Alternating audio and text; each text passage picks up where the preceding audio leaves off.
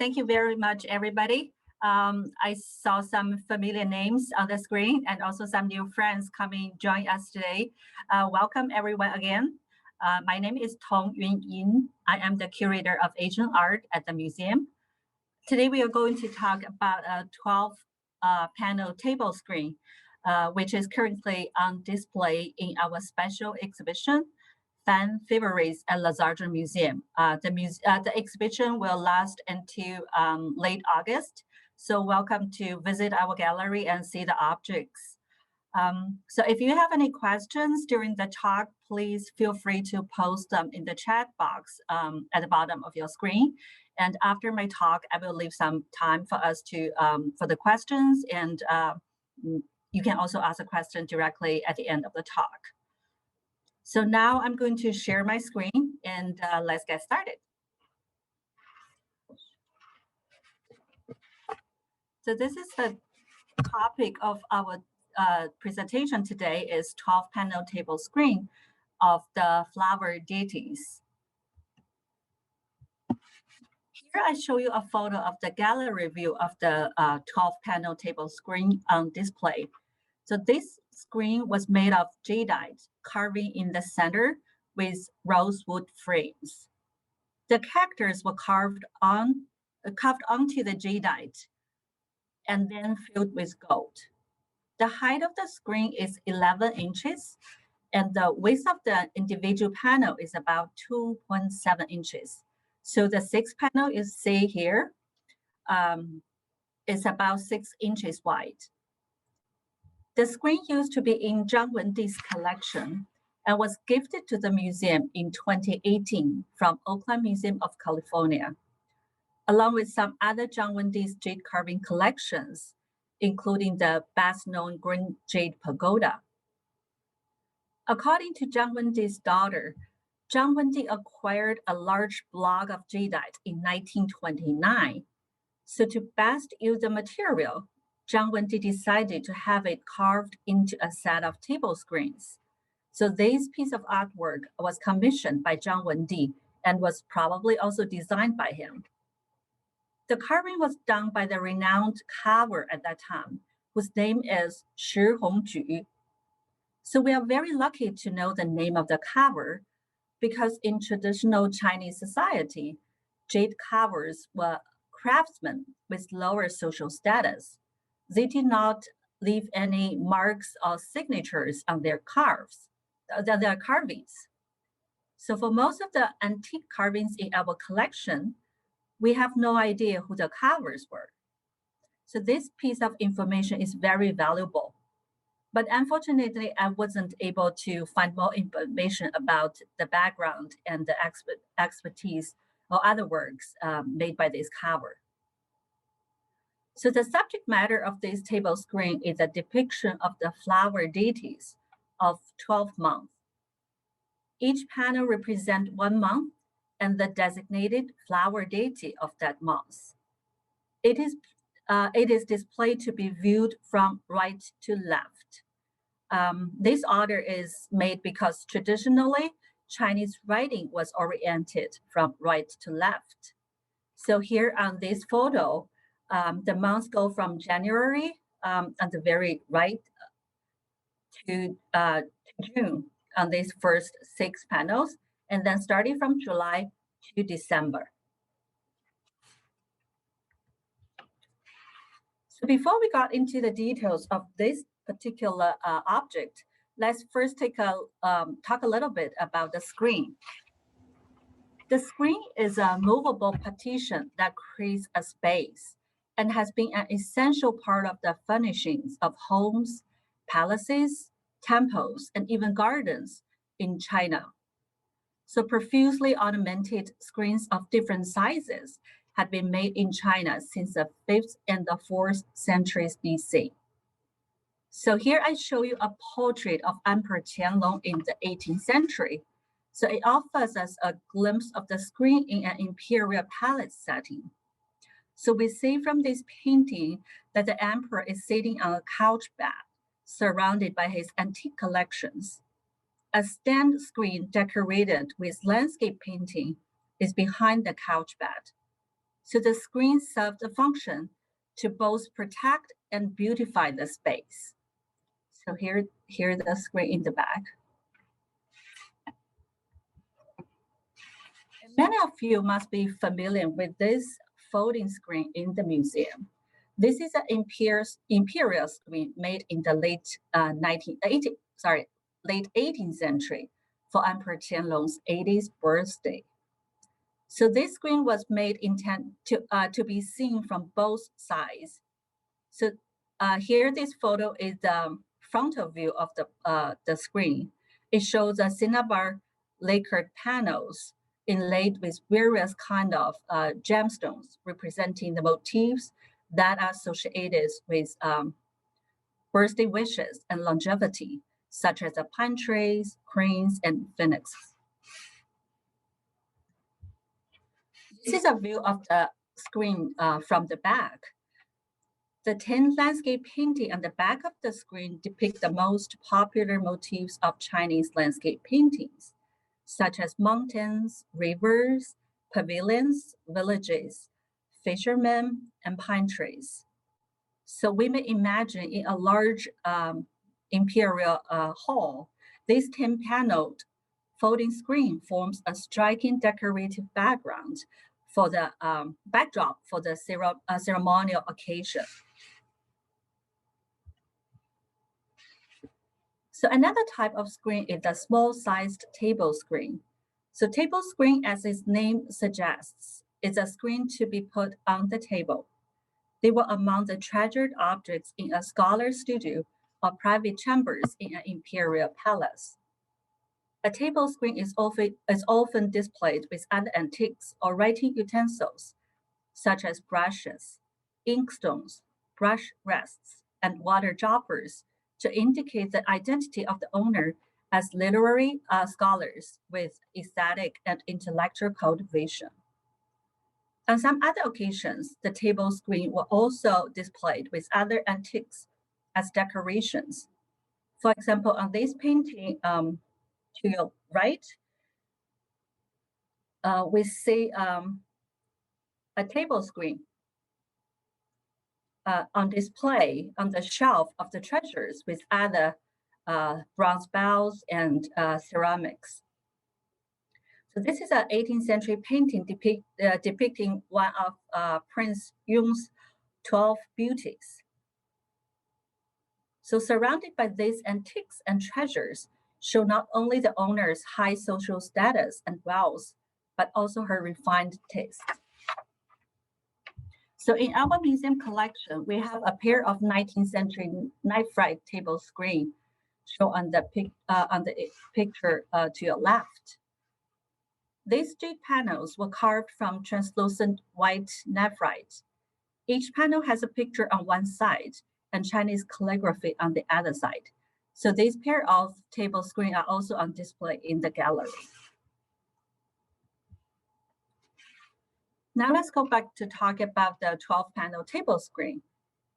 As we mentioned earlier, the subject matter of these table screens are 12 months and the 12 flower deities designated to each month.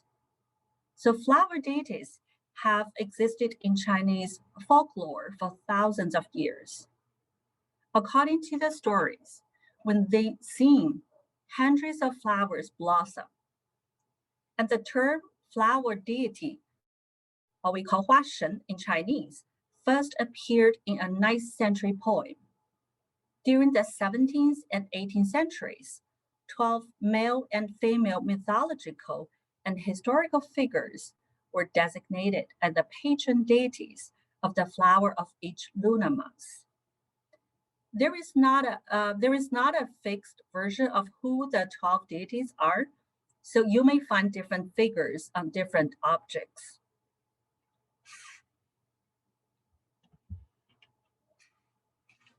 So each panel of the table screen depicts a flower god or goddess. A remarkable consistency of conception and execution is seen throughout the screen. Each panel is divided into 3 sections. So in the center, I show you one individual painting, and on both sides, I show you the details of each part. So the rectangular panel on the top here is engraved with the title of each panel. The middle section on the right bears the carving of the figures of the month.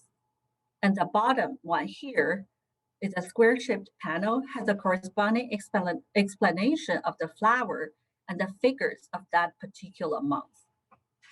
The calligraphy on top and the bottom panels are in the style of standard or regular script, one of the 5 script styles in Chinese calligraphy. So the image on the central panel are vertically arranged in 2 compartments. The theme and the pictorial rendering of the upper image resemble the content and imagery of Chinese figure paintings, with the main figures, either male or female, sitting or standing in a garden setting.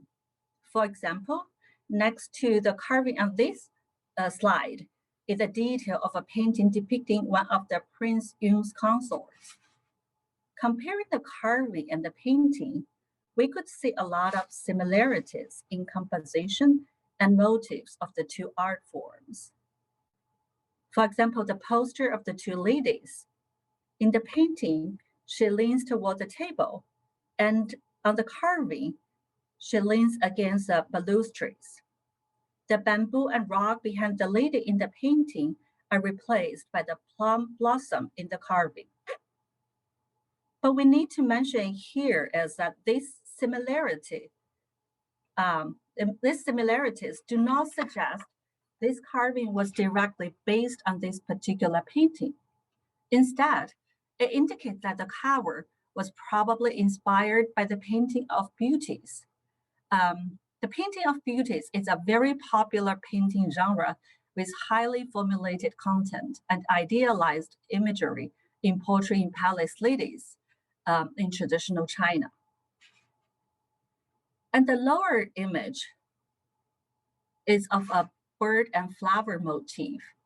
The square shape and the iconography of the carving reminds us of the birds and flower painting in the format of an album leaf, such as the one by an identified artist in the Metropolitan Museum of Art collection.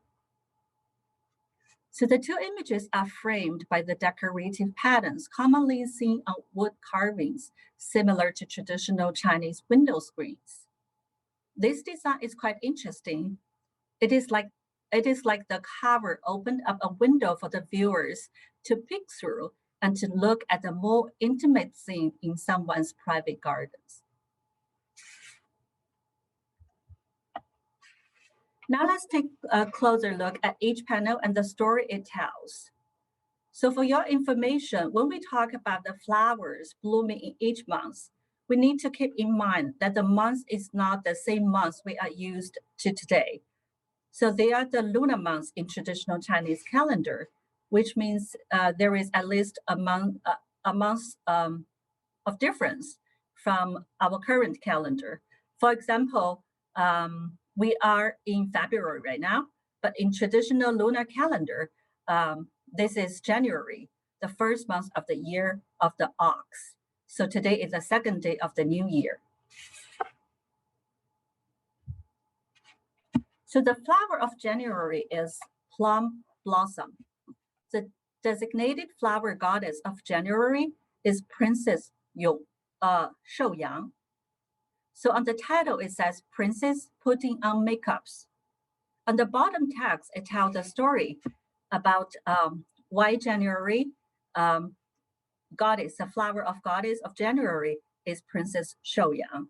It is because Princess Shouyang was well known for wearing makeup featured by putting a plum blossom between her eyebrows. So for this reason, she was regarded as the goddess of plum blossom of January. So in the central image, in the center part, we can see like Princess Shouyang, the daughter of Emperor Wu of the Southern Dynasty in the early 5th century. The legendary has it that the Princess Shouyang got the inspiration for her makeup from the plum blossom falling on her forehead while she took her nap under a tree. So on this panel, we see the princess is depicted as reclining against balustrade under a blossoming prunus tree in a garden.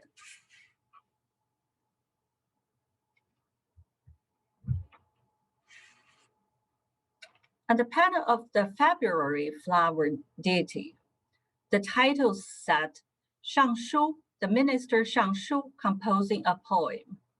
So the flower of February is apricot blossom. The designated flower god of February is Minister Zijing.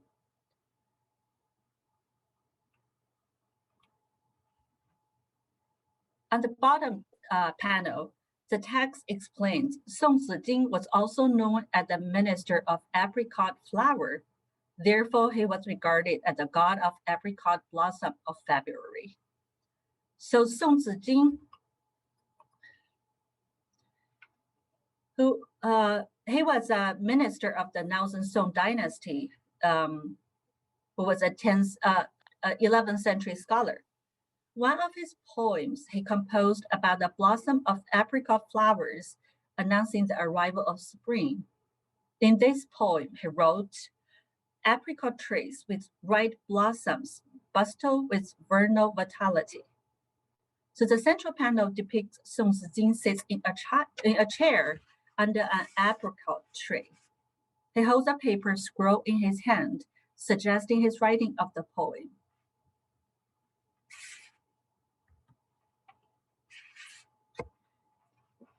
And the flower of March is peach blossom. The designated flower goddess of March is Madame Xiwei. The title says, Xiwei spoke no words.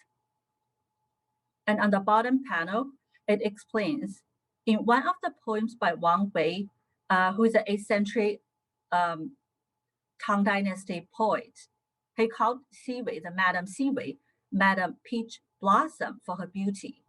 Therefore, Madame Xiwei was regarded as the god of peach blossom of March. So according to the story, Madame Xiwei was one of the well-known beauties in ancient China. It is said that she was married to Duke Qi in the 7th century first, and later after the Duke Xi passed away, she remarried the king of the Chu kingdom. She remained silent for a few years in her second marriage to grieve her first husband. So the central panel depicts a lady handing 2 peaches to a boy.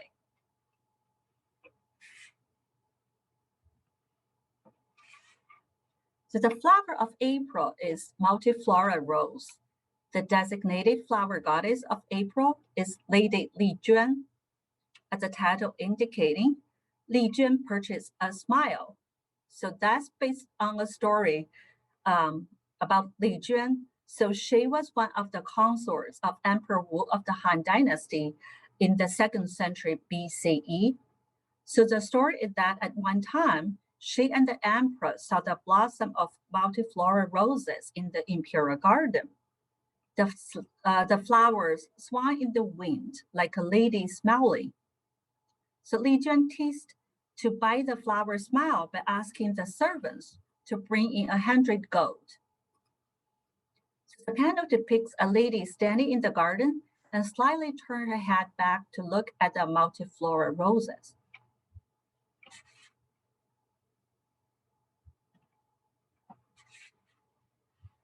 So the flower of May is pomegranate blossom. The designated flower god of May is Bo Wang. This is based on the story of a scholar official called Zhang Bo Wang, who served as an imperial envoy to the vast region in today's Central Asia. So during his trip, he found pomegranate and brought it back to central China. So the title reads as Bo Wang transplanted pomegranate, and the bottom text is Zhang Bo Wang got the pomegranate flower in the Anshi kingdom, a kingdom in today's Central Asia. So he was regarded as the god of the pomegranate flower of May. So on the panel, central panel, we see an elder man was depicted looking up to the pomegranate tree in front of him. If you can take a closer look on upper part, you may see like the fruit right here with lots of seeds.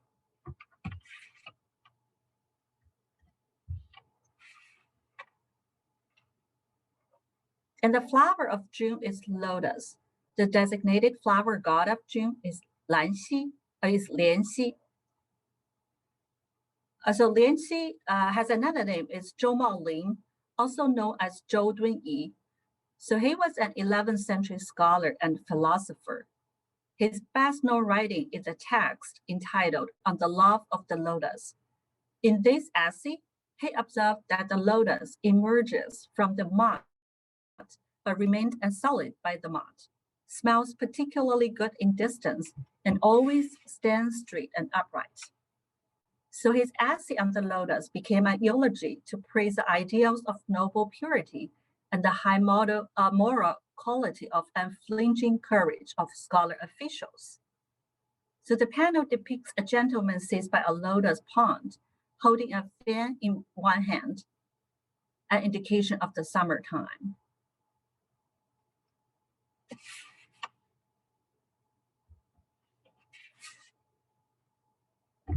The flower of July is garden balsam flowers. The designated flower goddess of July is Lady Yuying. So this is based on another story of Li Yuying. So Li Yuying was a legendary singer and entertainer in the Tang Dynasty. The Tang Dynasty lasted from 618 to 907. So Li Yuying was best known for holding the instrument with her nails painted red with garden balsam flower pastes. So at the bottom text panel, text says, Li Yuying pounded garden balsam flowers and used the juice to print her nails. Therefore, she is considered as the goddess of garden balsam of July. So on the central panel, we see a lady is playing the zither in front of a pavilion. So zither is a plucked 7-string instrument. It is one of the oldest instruments in China and has been especially found by well-educated scholars.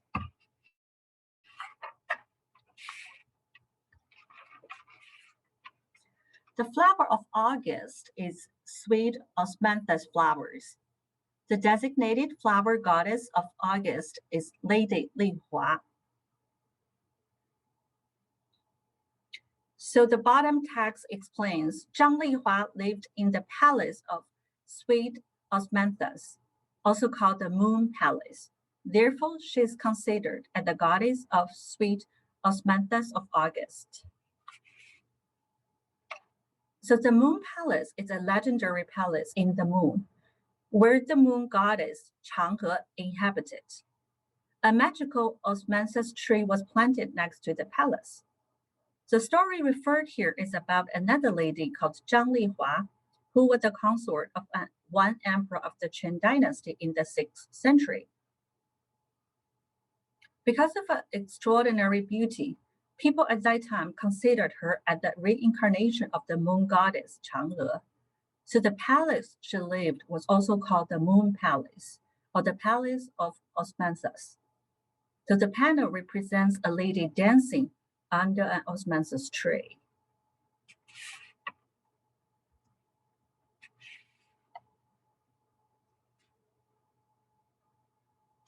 The flower of September is chrysanthemum. The designated flower god of September is Han Weigong. So Han Weigong's another name is Han Qi. He was a Northern Song scholar, an 11th century scholar, who once wrote a poem to proclaim that the yellow chrysanthemum giving up its fragrance in the late season. Therefore, he is considered as the god of the chrysanthemum of September. So the poem Han Qi wrote is entitled Water Pavilion in the Ninth Month. In the poem, Han Qi wrote, Do not abandon the autumn garden because of the fading scene. The yellow chrysanthemum still gives up its fragrance in the late season. So a scholar standing in front of a chrysanthemum blossom in front of a pavilion on the central panel. Because chrysanthemum bloom at the time when frost falls, so Chinese people appreciate it as a symbol of strength and integrity.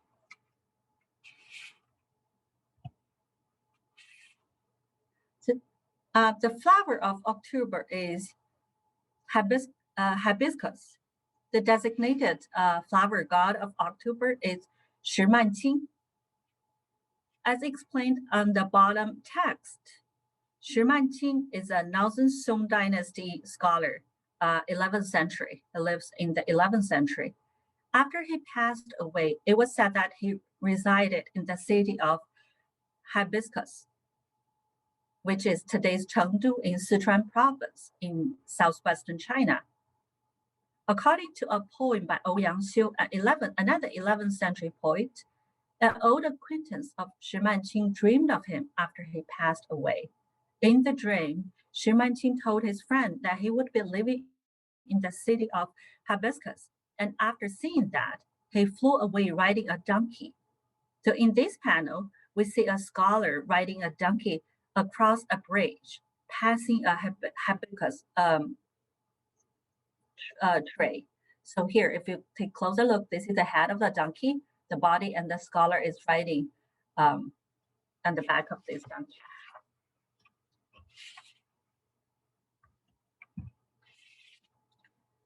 So the flower of November is camellia. The designated flower goddess of November is Mrs. Wencheng. The connection is because the aunt of Shangu, Mrs. Wencheng, composed a poem on camellia. Therefore, she is considered as the goddess of camellia of November. So here on the central panel, we see a lady sitting behind a round moon window, camellia blossoming around her. In the last month, December, the flower of December is wintersweet. The designated flower goddess of December is Su'er. According to the legend, Zhao Wujiu is a Northern Song poet and painter who once wrote a poem to compare his mate Su'er with wintersweet. Therefore, she is considered as the goddess of winter sweet of December. So here we see like a very young girl, young lady standing underneath a tray.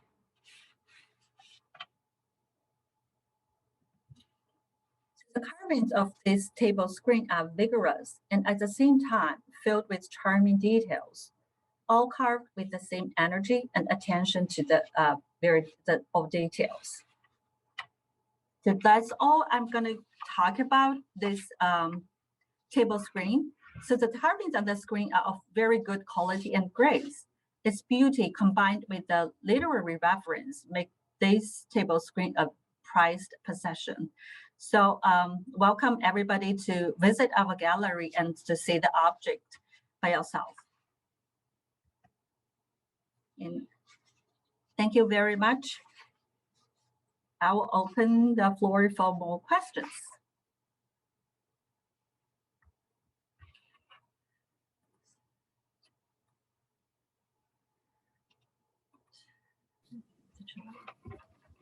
So if you have questions, go ahead and unmute yourself. You can ask them directly, or you can type out your questions to either me, Sarah, or to Tongyan directly, and we would be happy to answer them. Okay, I got one question. It said in the July and August panels, the background appears to be cream colored. Is this a different material other than jadeite? No, actually the material of the carvings are jadeite, imperial green jadeite. The difference about the color is probably due to the lighting photography. So it might change a little bit of the natural color of the material.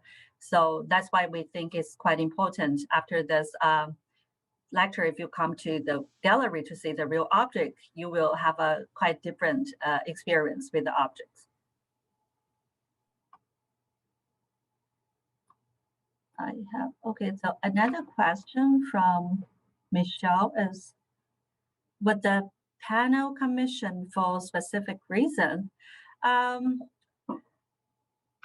than that, the panel was commissioned by Zhang Wendi to best use this block of jadeite. We didn't really have any documents to show what might be the other reasons. But for the 12 flower deities and as a table screen, I think that's probably like a gift to himself, or something to treasure in his own family, in his collection. Because for Chinese people in traditional China, doing this seasonal, doing different activities and showing different paintings and artworks in different seasons are quite important tradition in Chinese culture.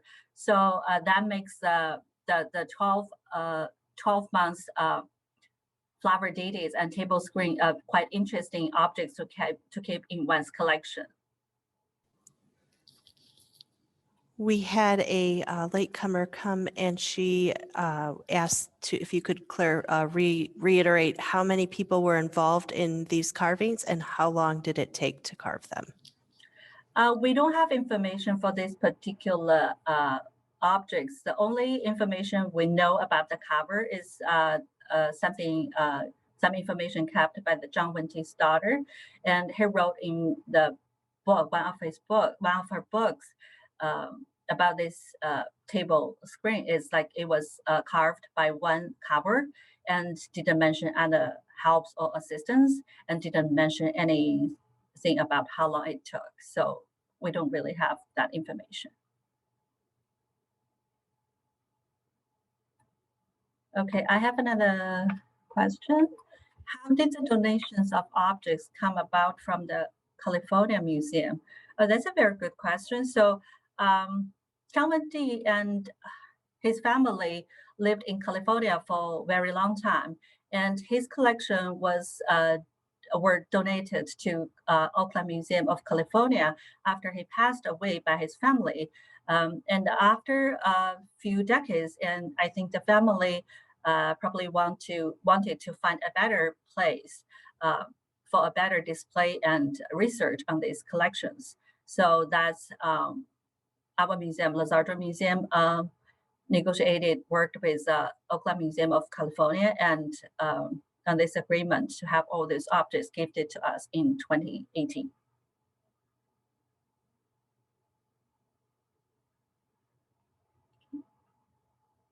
Any other questions?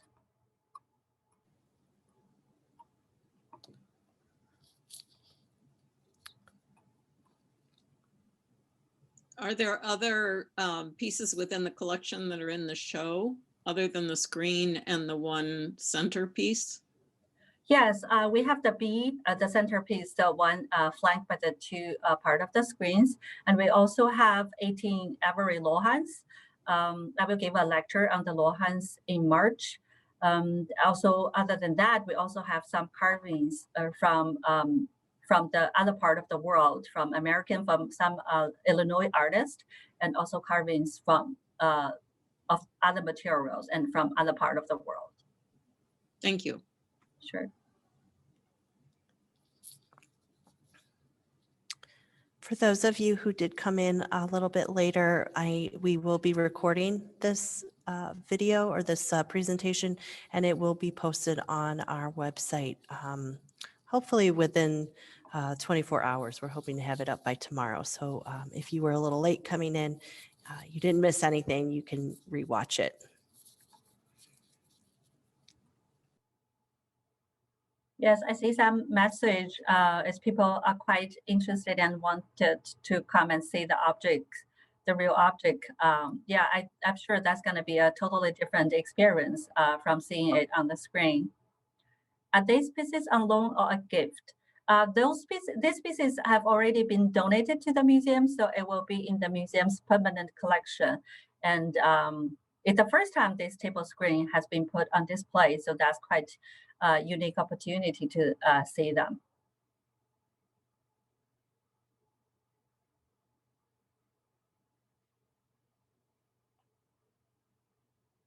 Any more questions?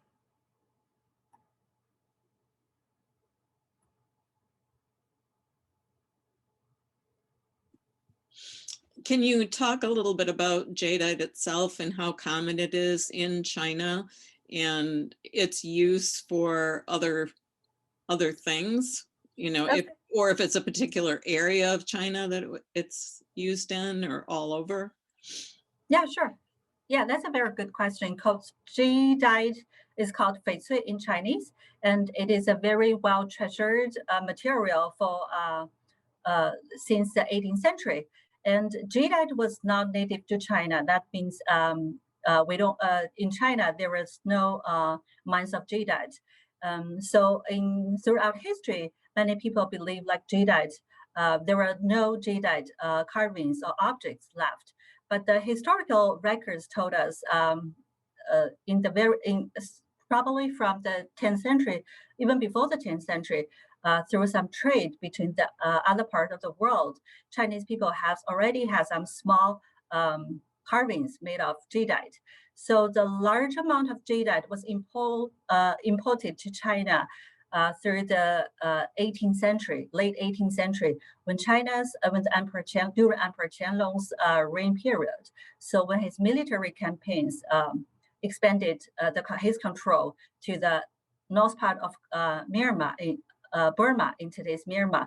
So in north part of Myanmar, the deposit of jadeite contains about the 95% of the whole world's deposit of jadeite. So since 18th century, so jadeite was imported in large quantity to imperial court. Thus, we see lots of jadeite carvings from that period of time. And this particular material was also, for this table screen, was also acquired probably from that region as well because of high quality of the material.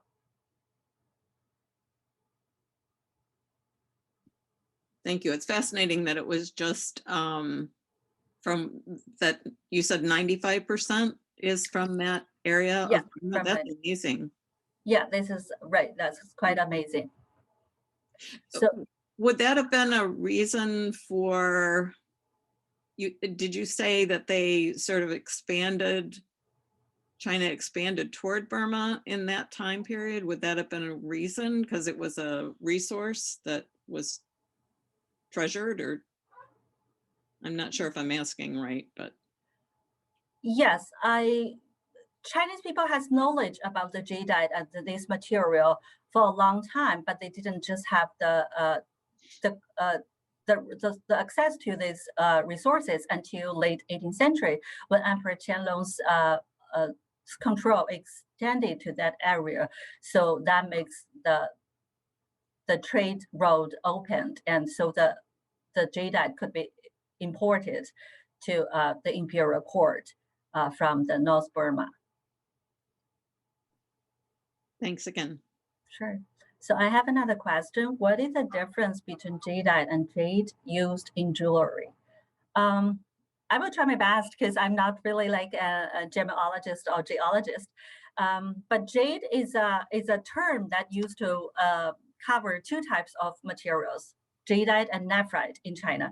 So jadeite and nephrite, they have different chemical components, and they have different colors, and they could be found in different parts of the world. And jadeite is one type of jade. And nephrite, like I introduced in another table screen, the translucent kind of white colored table screen that made of nephrite. So nephrite was native in China, and it has been used in carving since very early early Chinese civilization.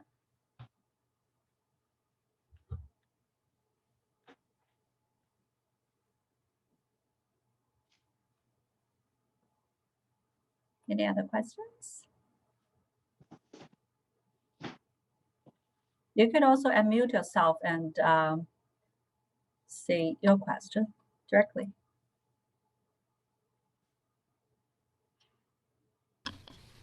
Hello?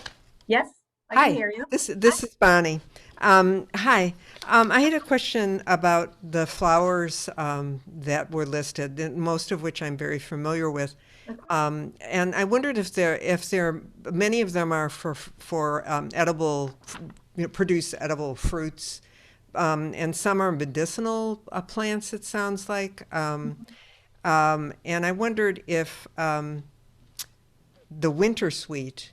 I wondered if it was either of those. Do you know?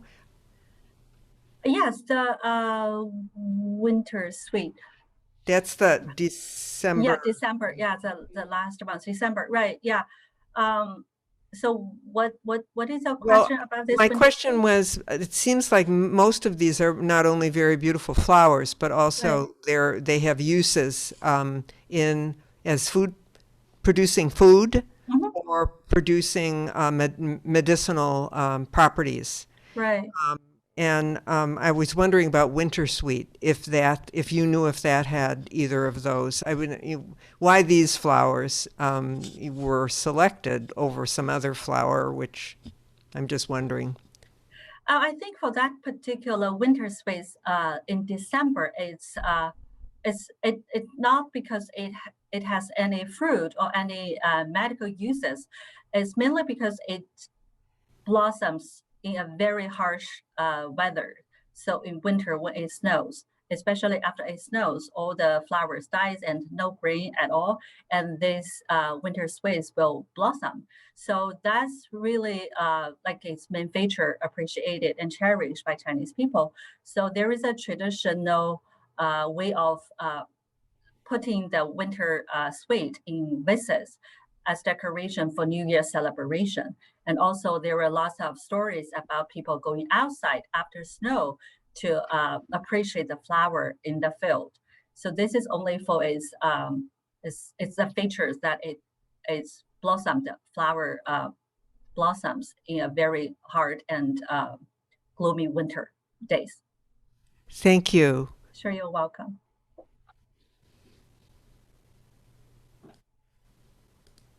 So I did a very quick Google search, Bonnie, for that, and it does look like you can eat. There are Oh. parts of the winter sweet that are edible. So it says that you can boil them and then eat with oil and salt. So they use it for flavor and for scent tea. Oh, That's that's good to know. That's really cool. I wanted to add one thing. The reason I was particularly curious about this plant is Mhm. that I went for a walk today at an arboretum. So I live in Philadelphia area, and in that arboretum they have many plants from China, Okay. and they have winter sweet there. And Ah. we have a lot of snow on the ground, and Mhm. that plant is blooming now. Yeah. Beautiful, and it's so strange to see a plant with all of these blossoms on it at this time of year. Yes, right. And yeah, I think this flower is also known as blooming during Chinese New Year. So it's a very common flower arrangement you will see in Chinese New Year's decoration. Bonnie, since you've seen this and I never have, I'm going to ask you the question. Um, how is it a plant that comes up from the ground? Is it a Ye- tree or It's what? a big it's a shrub. It's a bush, and it's a woody plant, and it has highly scented flowers. So it was too cold today to really smell those flowers, but when it's a little warmer, on days that are a little warmer, it has a very sweet smell, very, very intense sweet smell. It's a lovely, lovely plant. I was thinking, I don't know if it would survive Chicago winters or not. I bet not. Philadelphia is much milder. Much milder, temperature-wise. yeah. Yes, 'Cause it sounds better. lovely. I would love it for my garden, but we're supposed to be something like minus 25 tomorrow, so. I don't think Winter Sweet would like that. I don't know. But Thank you. It's so cool to bring it into real life and people who've actually been out and seen it today. Very Yeah, cool. thanks for sharing with us. you're welcome. That's great.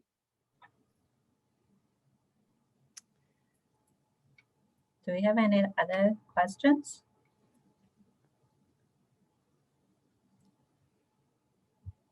Okay, if there is no further questions, and once again, welcome to come to the museum and to see the table screen and also other very cool carvings on display now. So thank you so much for joining us today. And so today, as I mentioned, is the second day of Chinese New Year. So I wish everybody a happy and fulfilled New Year. And thanks again.